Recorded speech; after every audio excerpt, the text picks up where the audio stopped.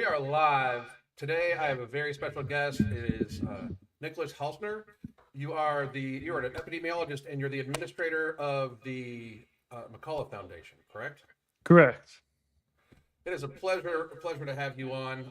I have been talking about the COVID pandemic for years and years and years, plus what's happening now and how it relates to what's happening in our health.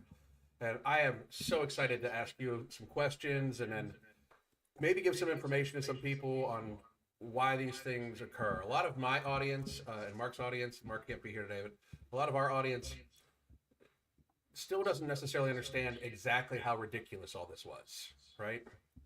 Um, I want to start off. I researched this heavily for both the pandemic and also the book I wrote. But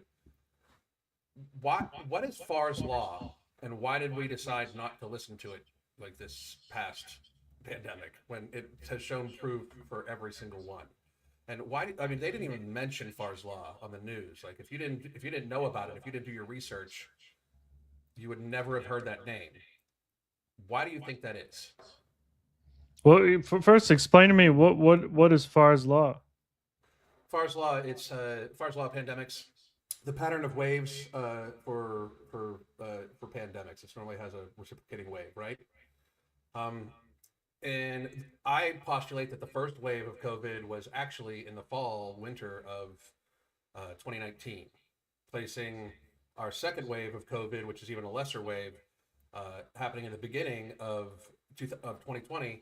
And then by the time we did 15 days or so to slow the spread, we were already over the peak of the second wave, right? And it was never like, and this is how it normally happens, like unless variants, things like that enter.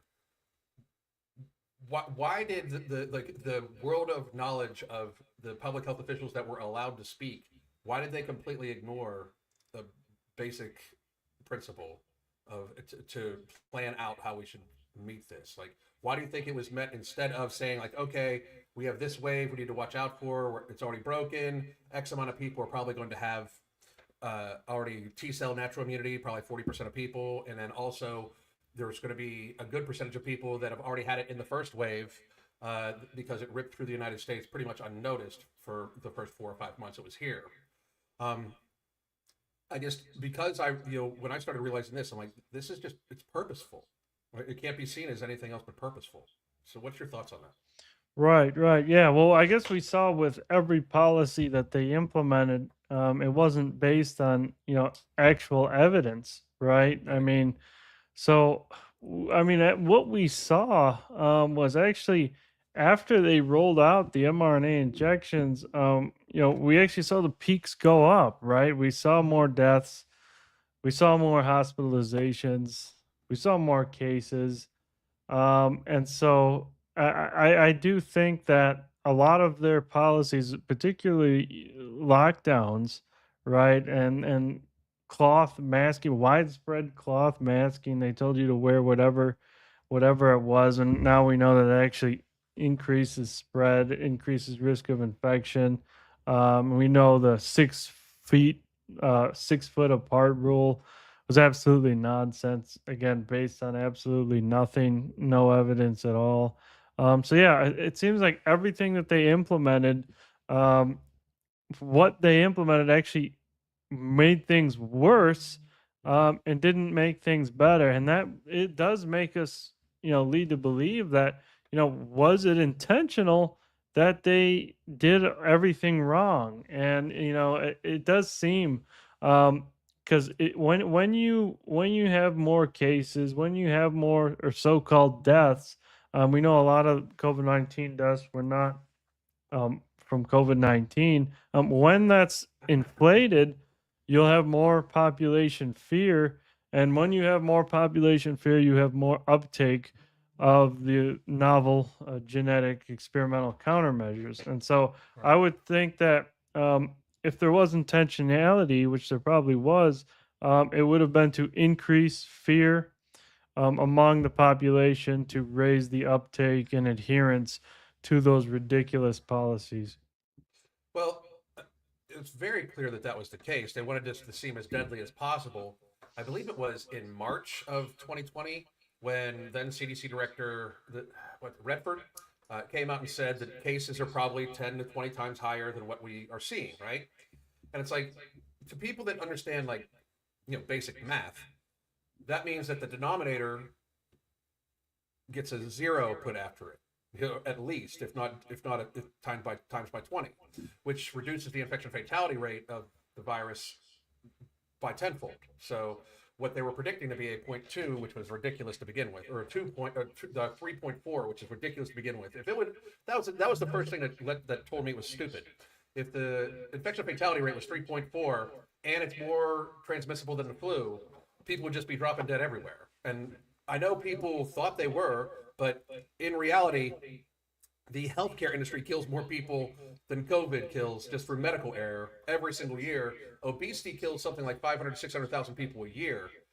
We don't bat our eye at that, things like that. So this was very clearly, I always say that COVID was a cold with a wonderful marketing department, the entire mainstream media, right?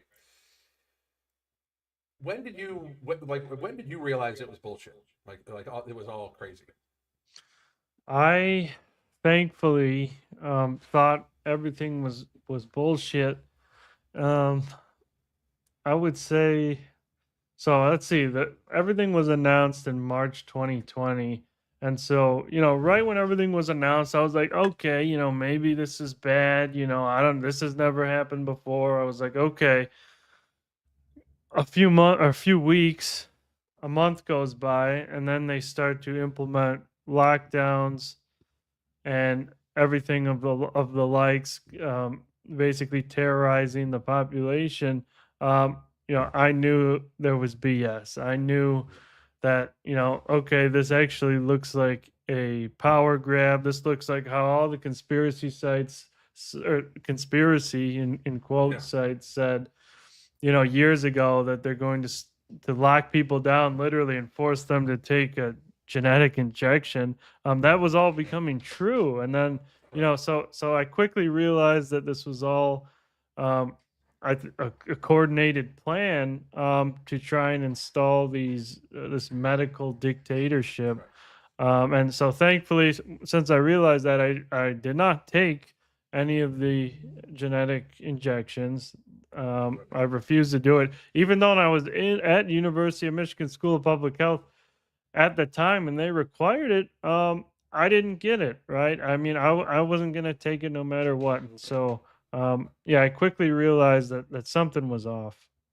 Yeah, you brought up lockdowns. I've always said that the only virus that would be worthy of a lockdown, you wouldn't need to lock anybody down for. They'd be terrified already. You know what I mean? It was very clear early. And a lot of people like you, Dr. McCullough, Johnny Anitis, were very, very um, outspoken. Johnny Anitis even has a seroprevalence study that's published, peer-reviewed and published on the World Health Organization that states that the infection fatality rate of COVID-19, the original strain, was 0.05 for people under the age of 70. So, it's a cold. It's a cold. It's a cold with a wonderful marketing department. They decided so early. Like, I remember I shared something of Dr. Unitas's in early March, like mid March of 2020, and it automatically got banned. So that told me, like, okay, like something's amiss. And then you brought up lockdowns. The weird thing about the lockdowns, and nobody seems to remember this, they sent all the college kids home before they locked down, right? So people that have been in contact with other people from other states, all over the place, back and forth because they just got back from spring break, you're now sending home to your middle-aged fat parents and your elderly grandparents who've got who have 12 immunocompromisations. So it's like, this is a dispersal method. Like, I'm sitting here thinking, like, way differently than everybody, and I thought I was going crazy until I realized, like, oh, the math, right? What do you think was the drive? Do you think it was power, profit, or both? Or do you think this is an actual true, like, trying to weakening of the population? Because injecting 80% of America with an experimental gene therapy created by historically corrupt companies and a historically corrupt industry that have liability protection sounds insane, you know? It sounds absolutely insane. It sounds like a science fiction movie. It really does. Imagine telling somebody that 10 years ago. They would have Right. just laughed in your face and called you crazy, like that could never happen. But it did happen. And, I do think that there are people that claim to be philanthropists like Bill Gates. We have the Rockefeller families, the Rothschild families, everybody that, talks about in the World Economic Forum. They frequently talk about how there's overpopulation. What they claim is that we won't be able to sustain the population with our resources, which is absolutely nonsense. We could Ridiculous. we, we could sustain, billions and billions of more people if our government, stopped suppressing vital technologies. That's a whole nother subject. But Right. they talk about population control, and then they fund, particularly the Gates Foundation funds, distributes, manufactures these mRNA injections. And Bill Gates specifically says he wants to roll it out to the entire population. So we have these people that want a reduction in the number of people, while they simultaneously, advocate for vaccinations for the whole world, that we now know destroy fertility, and that's now confirmed experimentally and population wide.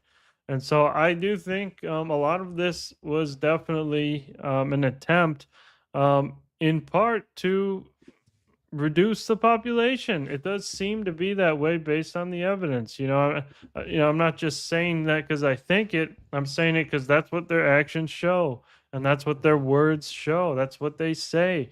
That's what has happened now. Birth rates are collapsing.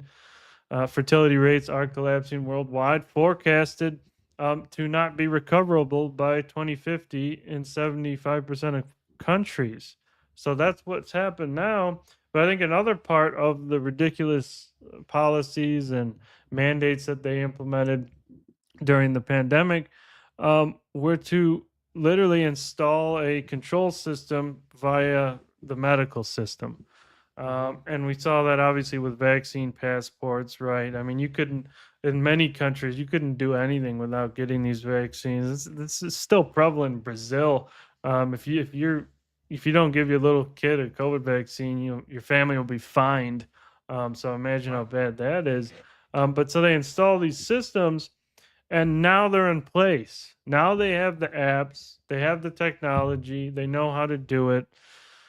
So their plan now is for another pandemic, and so they have everything in place. The constructs are in place, and they will try and roll that out. Now we see that with the new World Health Organization treaty that has officially been adopted by its member states, and so they have a lot of nefarious things planned in the future. I absolutely agree that even make it more direct, it's a people have speculated that this is a bioweapon. My argument against is like, well, that's awfully bold. Like my argument pro is they picked the spike protein to have your body reproduce. And the spike protein is always going to be like you're teaching your body to produce the thing that's going to harm it. Like they don't develop like an immunity to it. A lot of people get the COVID vaccine, basically react as if they have COVID because their body's producing a spike protein, so they're sick. Like the crazy concept of that we were given this to pregnant women at all, when pregnant women don't eat, like you're not supposed to even eat deli meat and shit, and we're giving a gene therapy that reprograms your body to produce a spike protein. That seems purposeful. Like, I mean, people didn't. It's like people didn't understand what they were having your body do, and they have no idea. This was they labeled it a vaccine. They had to change the name because you can't call it a gene therapy. Nobody would have put that shit in their arm, right? Why? Why? I mean, how do they just like rectify with what's going on now? Like, why do you think that like Fauci's not in cuffs right now? Like here's where we're at. This is not a question anymore about whether this gene therapy is deleterious to the body. It is very clear that when you look at the data, which is all I've been screaming about for 5 years, that this thing has absolutely, without question, killed many people, and it cannot be shown at all that it saved anybody. It cannot be shown at all that it saved anybody because there's no blind placebo study against it. Where do we go from here? Like, I mean, at this stage, it's like the perpetrators of what would be considered the greatest crime against humanity ever committed are still just free, and we know it. And we know they're planning it again. So what do you think we should do? You're right. You're absolutely right. It's so obvious now that instructing your body, your brain, your heart, your liver, your bone marrow to produce a toxic full length spike protein that's been modified to be pretty stable, um, and results in destruction of those organ systems.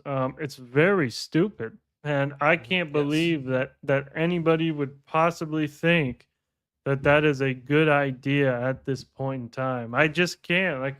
I don't think like people who still are advocating for these shots. I guess I don't know what's going through their head, how they think that's a good idea.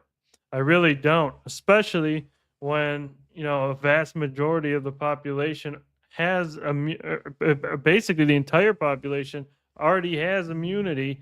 Why are we now introducing this nonsense? But so to get to the point of what can we do, um, it's hard for me to really know what to do because now we have the FDA coming out with this new guidance for COVID boosters, but they're keeping the deadly program alive. So, and that was just a few days ago. So now Right.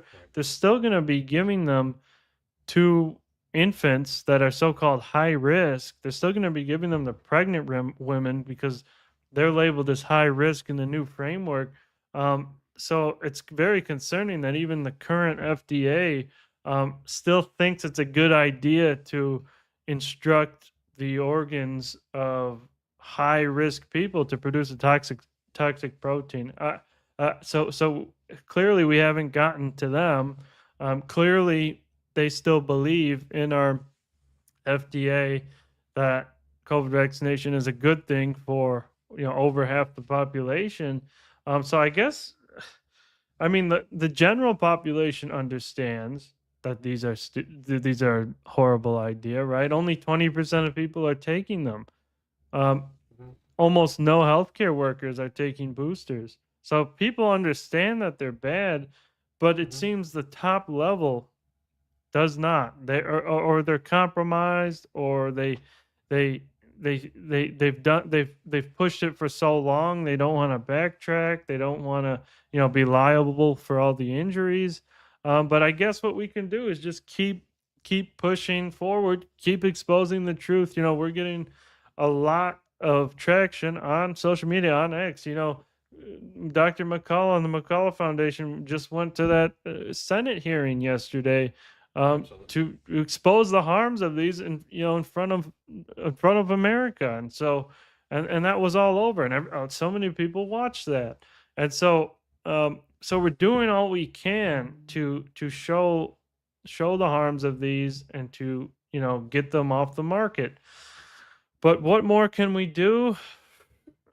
I'm not sure. We're really doing everything we can. What the best thing that can happen is for 100% of people to not take them anymore, and then they'll be forced to take them off because they won't. There will be no money to be made. It was very strange watching them try to get it into everybody's arm, like our government trying to get it into everybody's arm. Like Biden, like they're all lying, saying that it stops transmission and everything like that. Like literally just nobody going to jail for a very clear, obvious. Somebody either lied to our government about the capabilities of the vaccine, or the government just lied about the capabilities vaccine, or they both lied together, right? Because they're saying it stops transmission, tricking people into taking it because then this way you are looking out for everybody else because the virus stops with you when that's not true at all. They never even tested for it. So then they also ignored natural immunity. How how did we get there with the science community? Like, explain if you can explain that a little bit. Like, I talk about the Rockefeller healthcare system a lot, and that has a lot to do with it because it's pharmaceutical everything, and there's no such thing as supplements, naturopathy, anything like that in the Rockefeller system. But all the accrediting agencies were like they pulled Dr. McCullough's specialty, from him. Like at one point in time, how can it be that captured, right? Like, but I asked that at the same time where I know that like the industries are like, I have got this theory that the federal government is facilitating the American population being fat, sick, weak, and dependent upon pharmaceuticals, and I can pretty much prove it. It's going to be a future book, but what do we do? Like how do we even trust any science when the people that published the science were literally just lying years ago? Like how do we trust anything right now? There's not much to trust. There's not much to Wow. trust. We know that literally um, all of those studies of so many things are just completely BS, right? They're completely BS. And we'll take childhood vaccines, for example, right? All 32 doses now that the kids get by age 2. We know that all of those vaccines, none of them were properly tested against placebos. And a lot of the trials were had a follow up period of like 3 days. So we don't even know exactly what they're doing to these kids whatsoever.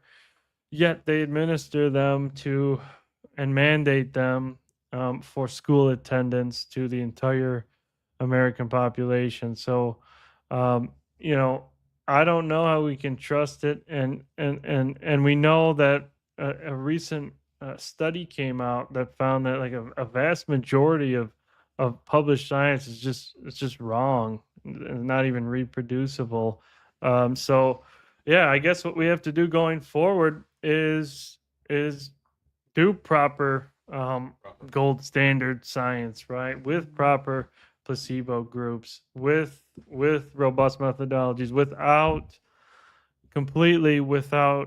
corporate interests and without pharmaceutical interests, because we see that a lot of these studies that look at safety, a lot of these studies that look at even um, you know um, um, anything, even well. All right, let's go back a bit here. So I guess I'm thinking about synthetic food dyes, like something like that was authorized like 50 years ago, based on half a century old data.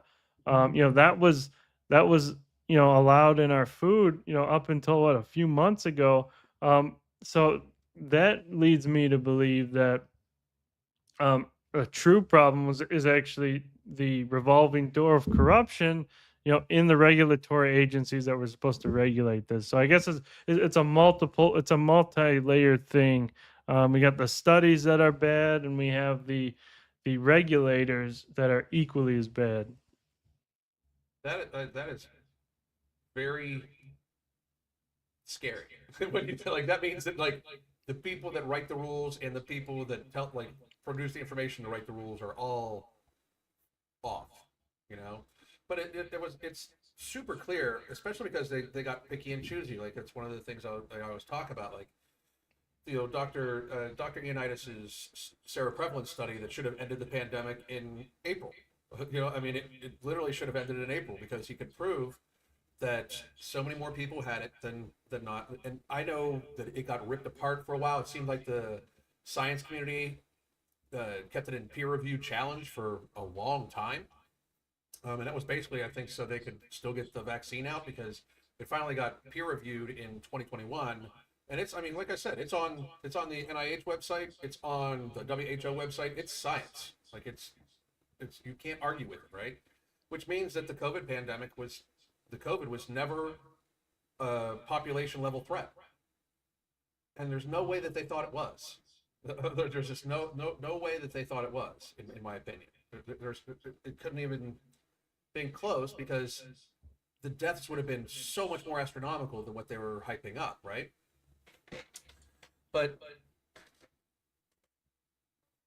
even with that said, they silenced this on purpose, knowing that it's not harmful to people basically under 70 years old unless they're very seriously immunocompromised.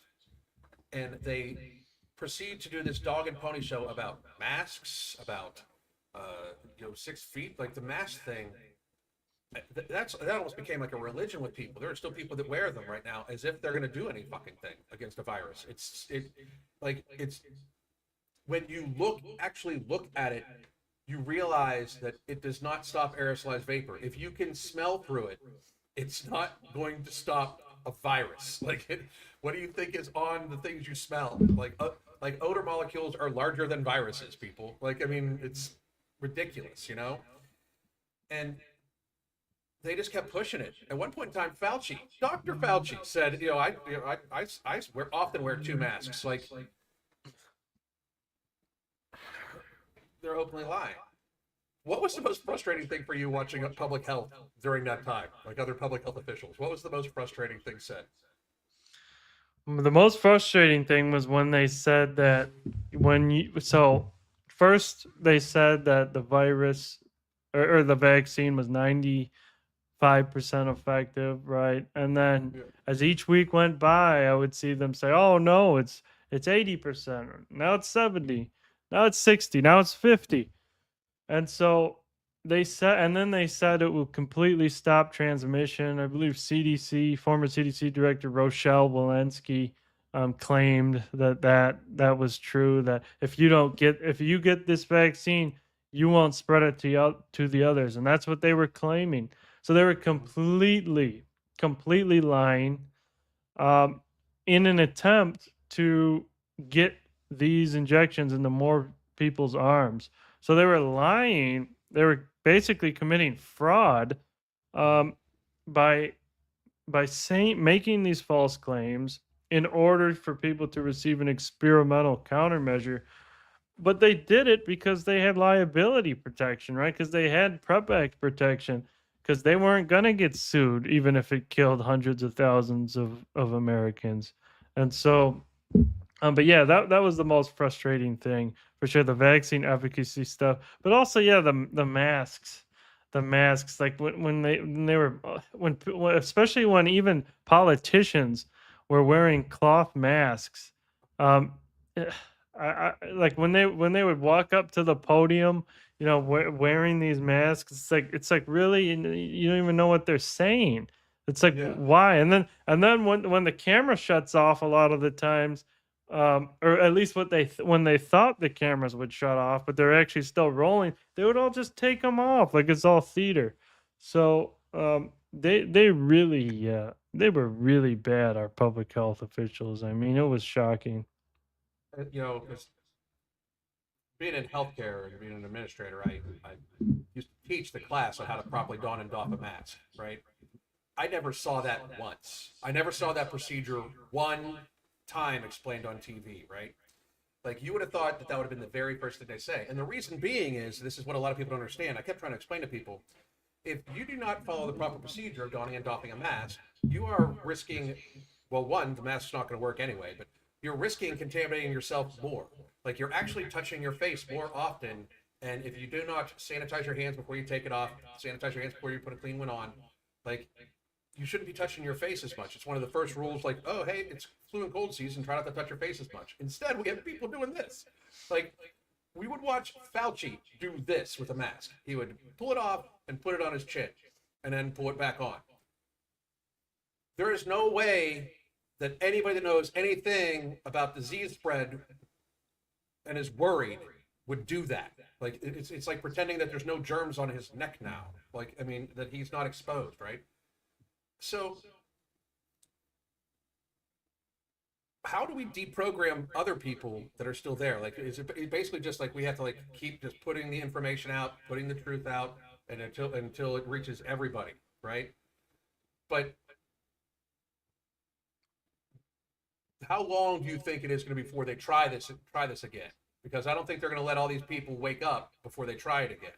And what do you think is coming? Yeah, they continuously warn for the past 2 years that the next pandemic is coming. And we see that with multiple people. We see The obvious guy, Bill Gates, he continuously warns that the next pandemic's going to be much worse. He says it's going to be a bioterror attack. And then we also saw that with ousted FDA official Peter Marks. He went on a CNN the other month, about a month ago, and he claimed that all of a sudden there's going to be all these bioweapons that now we can't detect because RFK was firing people. And then we have former COVID czar Ashish Jha. He has recently claimed at University of Michigan in a lecture that we're entering an age of bioweapons and pandemics and all sorts of things, and that we need to create vaccines against viruses that don't exist.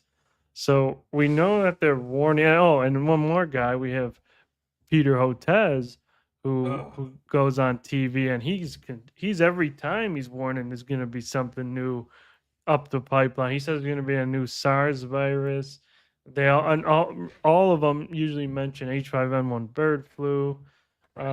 So clearly, they want something else, and they want to be able to roll out the next vaccine, and they want this next one to be scary. They want people to actually be scared. Now, um, unfortunately, there are over 1,000 BSL-3 and BSL-4 biolabs in the United States, and many more, hundreds, if not thousands, across the world, that are, and many of them are conducting, gain of function research on pathogens, including viruses, bacteria, and fungi. So they have these modified pathogens sitting in freezers that could cause a uh, catastrophic human pandemic, and they have created these.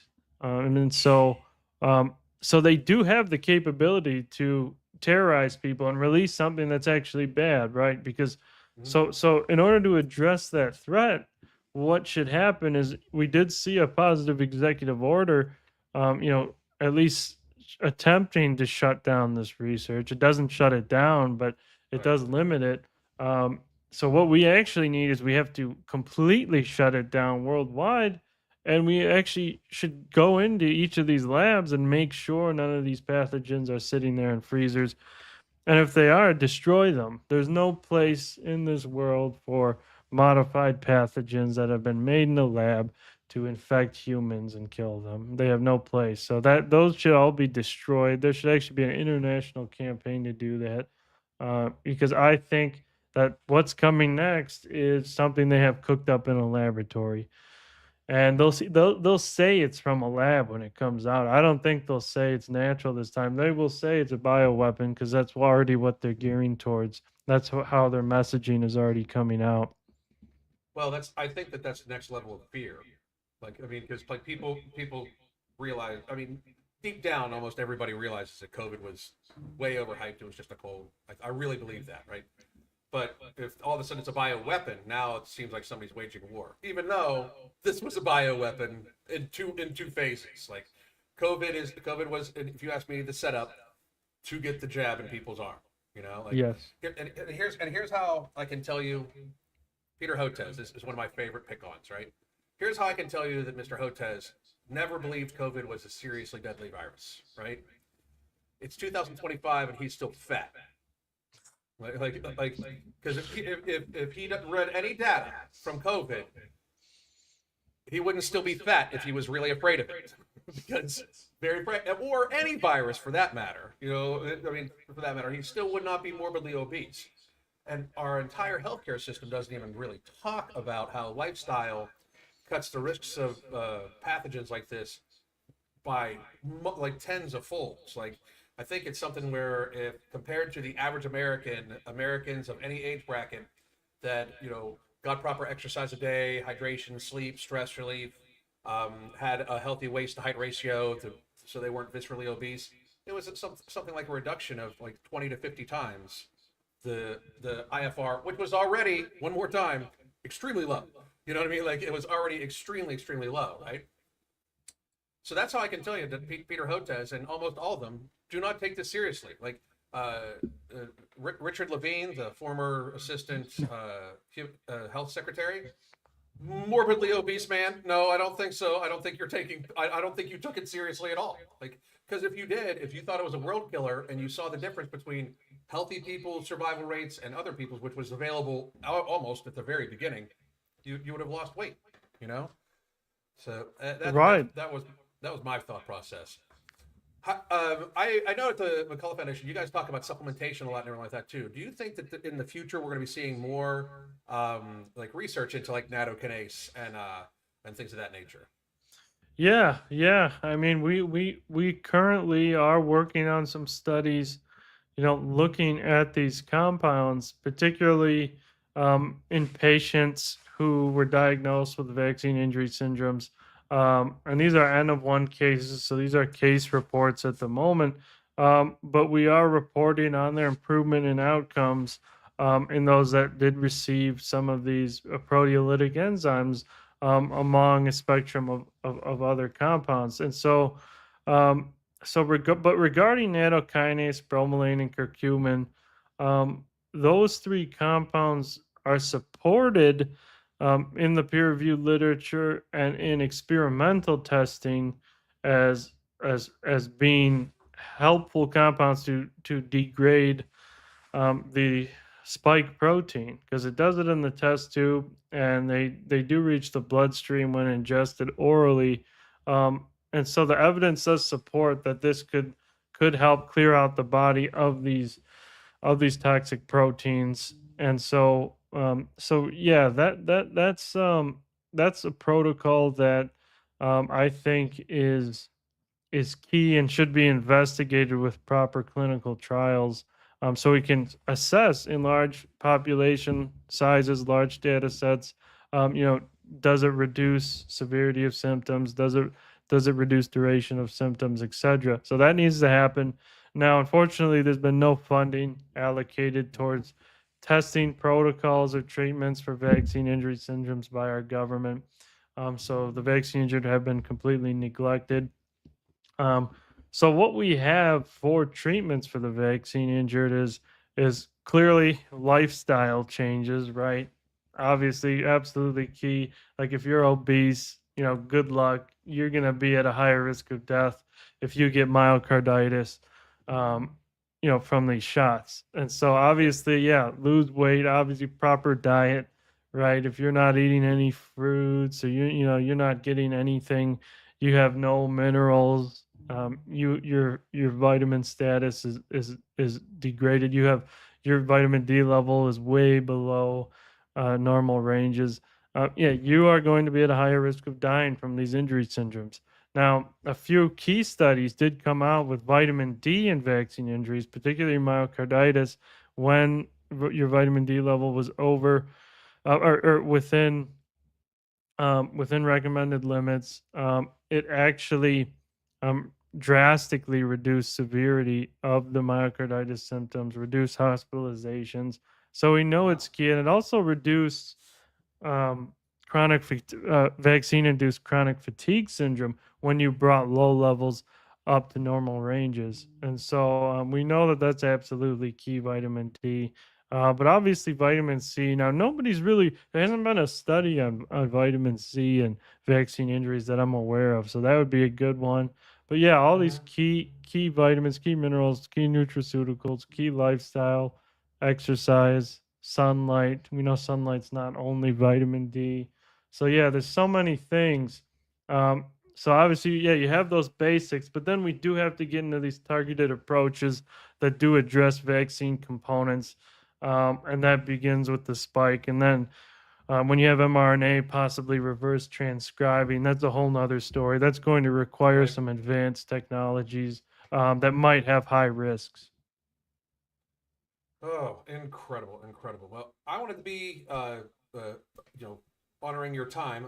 I think we need to go for 45 minutes. Where can everybody find you? Thank you so much for coming, by the way. Where can everybody find you? And I'd love to have you come back on and talk about that other stuff that you mentioned before too. So, Definitely, definitely. Yeah, people can follow me on X at NIC Hulscher and also on Focal Points. It's thefocalpoints.com. That is our Substack publication with Dr. McCullough, John Leake, and I, we are publishing every day on various topics in public health and medicine. And that's where our most concentrated content is, with the citations, with the graphics and everything. So I urge everybody to go follow me on those two platforms. Outstanding, sir. Thank you again so much. I appreciate it. And to everybody else, please go follow him. And thank you for joining me for Evening Rants. We'll be back here, I believe, on Tuesday. Have a great night. Thanks for having me. Thank you. The Holy Trinity Bundle isn't just about weight loss, it's about empowering you to find your healthiest, happiest self. Let's talk about what's in the bundle and how it caters specifically to our needs. First, we got Ember, which is not just any fat burner. It's also going to boost your mood, your energy levels, while also suppressing your appetite. And if you're worried about it being too strong, you can split the tablet in half to tailor its impact. Next, we have Alchemy NCT, which turns the carbs that you eat into energy and not fat. Yes, energy, not fat. This is our way of making sure that the meals that you eat contribute positively to your weight loss journey. And girls, we all know that we want that. And finally, no morbidity. This one's my favorite because it works while you sleep. It burns fat and controls those nighttime cravings without any stimulants, so you wake up feeling refreshed. Try it out and feel the genuine difference. Here's to new beginnings and real results.